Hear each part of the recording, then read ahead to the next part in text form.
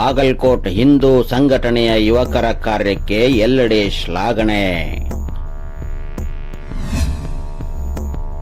ಹಿಂದೂ ಜಾಗರಣಾ ವೇದಿಕೆಯಿಂದ ಗೋವುಗಳ ಕೊರಡಿಗೆ light reflecting belt ಅಳವಡಿಕೆ. ಶ್ರೀ ಜಗದೀಶ್ ಕಾರಂತರಿಂದ ಗೋವುಗಳ ರಕ್ಷಣೆಗೆ ಚಾಲನೆ.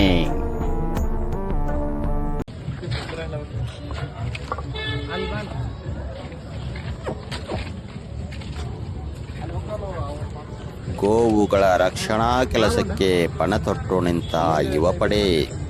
ರಾತ್ರಿಯೆಲ್ಲ ಗೋವುಗಳಿಗಾಗಿ ಹುಡುಕಾಟ.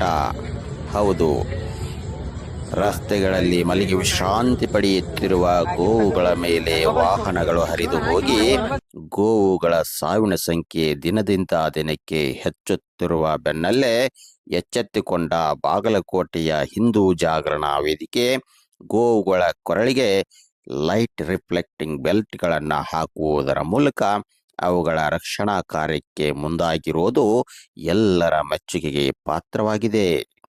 ಈ ಕಾರ್ಯಕ್ಕೆ ಹಿಂದೂ ಜಾಗರಣಾ ವೇದಿಕೆಯ ಮುಖ್ಯಸ್ಥರಾದ ಶ್ರೀಯುತ ಜಗದೀಶ್ ಕಾರಂತರು ಯುವಕರ ಕಾರ್ಯವನ್ನು ಶ್ಲಾಘಿಸಿದ್ದಾರೆ.